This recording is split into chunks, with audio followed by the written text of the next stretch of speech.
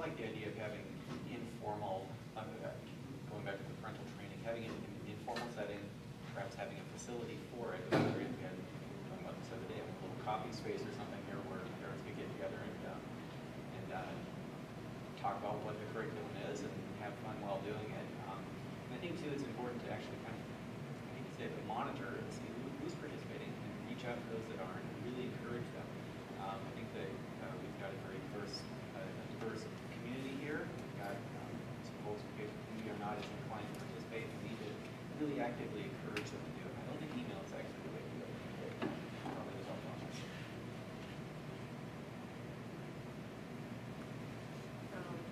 I think I'm working on it, right? For me, I always struggle with how do I volunteer? What are the times that I'm available? I think it is very critical to kind of look into what is it the parents what will attract them? So like, doing surveys to find out, okay, how can we get more involvement? It is because we don't have enough kind of social activities that doesn't get them engaged, or is it the number of people who come and the kind of interactions that are created for them to be involved in that forum? So those are something that we need to understand. What is their parents' point of view of why they would want to get involved? What is it that attracts them to be involved? Is it just knowing the parent, or is it understanding what the education is all about? It's creating those forums that will attract them to come to those events. As a board member, what would you do to build a level of involvement among constituents, most importantly, your parents? Well, so like surveys, what would they like to be involved in? Would they like just more discussions? Would they like to be more involved in curriculum?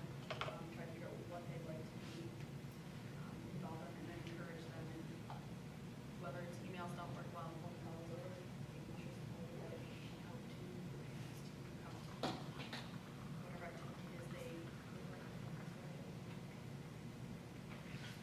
First of all, I'm not sure the board's responsibility is to get the parents out. I think it's more the administration and the faculty to present a program to the parents so they would want to come.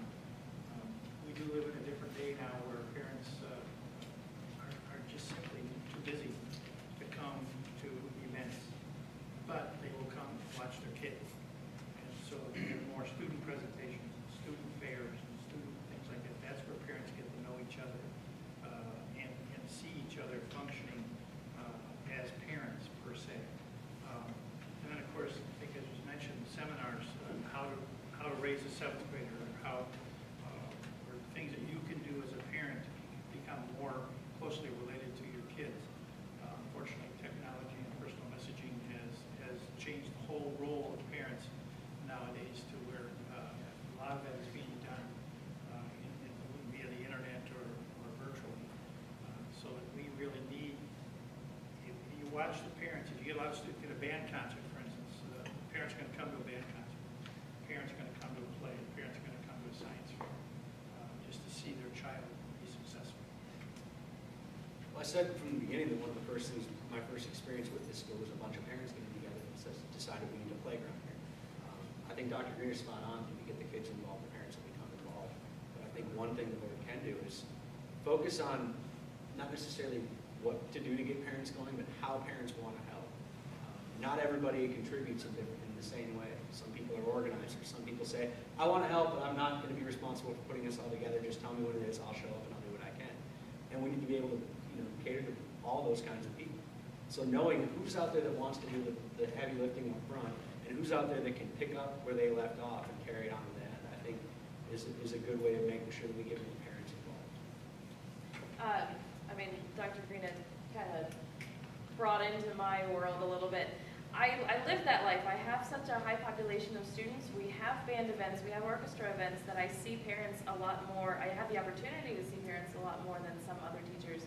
So just being a model of living, breathing events that are going on and having conversations with parents when they say, I just don't necessarily agree with this, then I can be the one to say, well, come to the board meeting. It's just tomorrow. You don't have to stay the whole time. Just come for a little bit. Just say your piece and we'll be good to go.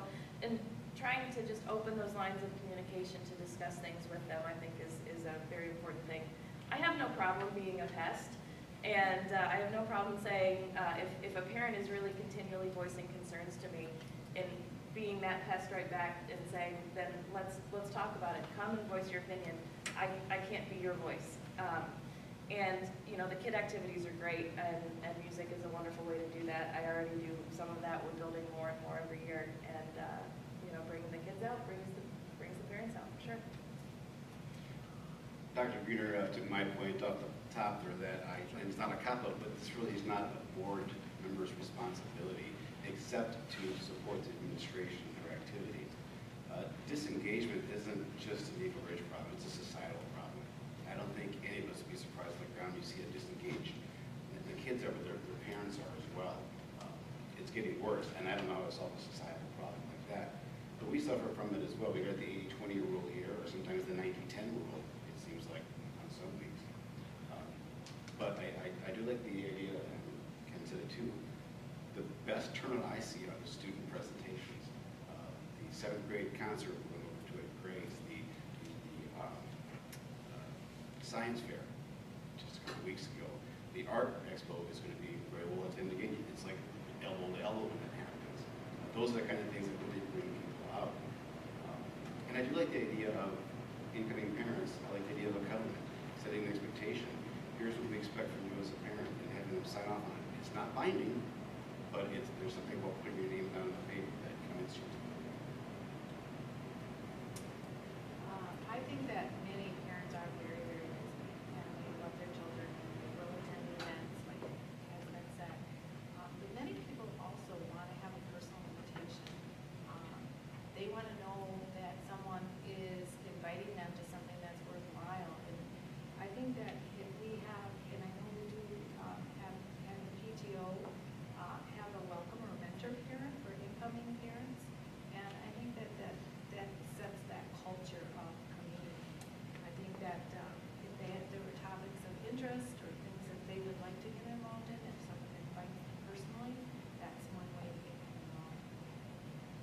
I would echo a lot of things that have been said. I think as a board, we need to support the administration, and also I think we have an opportunity to partner with the PTO as well, is really in that role to help support the school and build that community. And so we need to make sure that we're pulling all these initiatives together. We don't want to have, you know, PTO trying to get people to volunteer and build community over here and administration over here. And we want to make sure that we have a unified approach across all of the stakeholders that are working on that. I agree completely. If kids come, if kids are in an event, parents will come. I think we need to really capitalize on that. I know another school I was at, when they had the spring concert was out, or was the winter concert, they always had a spaghetti dinner and a silent auction beforehand. Let me tell you, every parent, every grandparent was there, the place was packed. And so it was about not just having the event and bringing people there, but then giving the parents something else to do and really leveraging that event that the kids were a part of. I think the other thing, we need to find ways to reach out across our different cultures in the school. There's a lower school culture and the upper school culture. We've got, you know, a large Indian community. We've got sort of different cultural, racial communities. We need to figure out how to reach across those, and I think some personal phone calls, personal invitations is probably the way to go. I think I agree with overall the boards. It's going to be tough for the board to serve, you know, from that perspective, to get the parents to be involved. But I think when we reach out to the parents and ask them to be